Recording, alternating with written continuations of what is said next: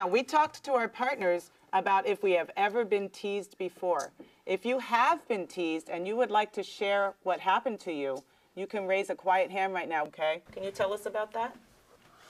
One of my brothers teased me because he said I was dumb. Oh, has that ever happened to you before? Yeah, I said that. Okay. Good, quiet, respectful listening. Keep your hands quietly raised if you'd like to share. My cousin keeps saying I'm musty and I'm dirty and I'm done and I'm stupid and I'm ugly. Oh, that's a lot of mean words, isn't it? When he calls you all those names, how does that make you feel? Mad and sad. When my cousin said stupid to me, I got mad of him. My brother said I'm ugly.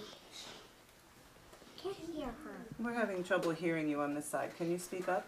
My brother said I'm ugly. And how did that make you feel? Sad. Why might just showing that you're sorry or showing that you're kind be better or more powerful than just saying, oh, I'm sorry? Why might that be better? Well, like, they might not think that you're actually sorry if you just say you're sorry, like, oh, I'm sorry, and then you just walk away. You have to, like, be like, I'm sorry, I will be nice to you now, and I'm sorry that I said that to you. Does anyone want to add, Will? Well, because they'll know because you're putting more effort into making them feel better. Okay. Thank you, Will. Teddy? Say you're being teased, then so somebody says like, hey, you're dumb. And then maybe you could say, yeah, maybe I am dumb. And then that'll make them feel like, well, if they're not gonna feel bad over we're being teased, then we're not gonna tease him anymore. Okay, so what do others think about that? What do other people think about that? Leo?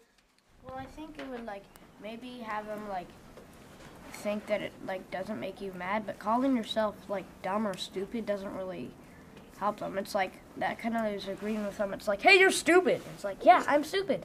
That's kind of weird. Okay. Does anybody else agree, disagree, have something to add to that? Well, I agree and disagree at the same time. Okay. You could ignore. You could kind of ignore them. You shouldn't say that you're that. Yeah, I am stupid. You can just say, so that's what you think. I don't care what you think. I just care what I think.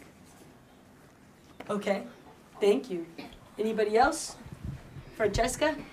Well, I disagree because, like, if they if you say, like, if they tell you that you're stupid, be like, yeah, of course I am stupid, and then they would keep on, like Teddy said, they wouldn't keep on teasing you.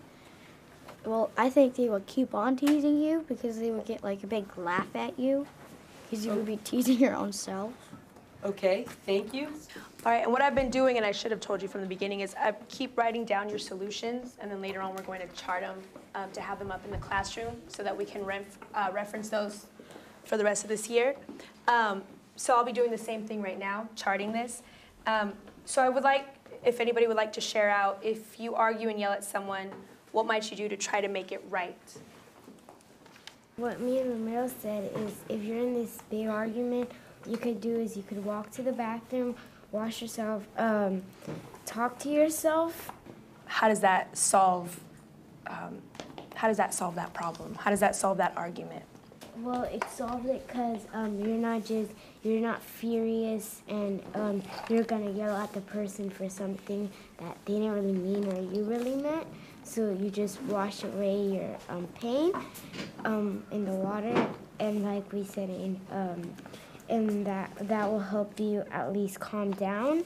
And when you apologize, that will even help you keep that grudge you've been feeling bad about what you said or what they said to you. What I would do is, I know that like leaving all that anger and your blood is like rushing like to your feet, and like it's not good for your health. So I would just like tell that person that I don't like when you do that to me, and if they don't listen, I'll just go tell an adult because like why do I have to go through the stress, like the blood rushing to my head and the blood rushing to my feet, and I'd have to deal with you every day, and I'm the one who's having the problems and you're not even having problems. I am. One thing I will do is to solve the solution is I will walk away, because as a 5th grader, that is just foolish, because you just throwing away your life. It's like you throwing away your life, because you could get suspended and all those good awards, and how people think you are good and generous, that all goes to an end because they see the true colors of you. And Ariana, can I ask you, how with you walking away, how does that solve that problem? How does that solve the argument? It solves the argument because it lets the person know that they're not big and bad, that they don't scare you and they don't hurt your feelings, and they can't just throw your life in the trash can and make you feel sad all your whole entire life.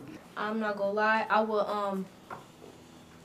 will try to hurt them, because sometimes when I'm angry, I don't want people to think that I just don't want to let nobody break me down. I want to still hold myself up and not be the person who's just getting teased on, even though it's wrong. I say that cooling off is good because it helps you relax, and then if the other person does it, it'll help them relax. And then, like, it's good for you emotionally, because, like, you won't have to hold on to that if you don't. And, like, you just go over there and say something bad to them. And, like, after, like, you guys just stop talking, then you think about it, like, oh, I shouldn't have said that, because now I feel bad about it. So cooling off is a good way to calm yourself down.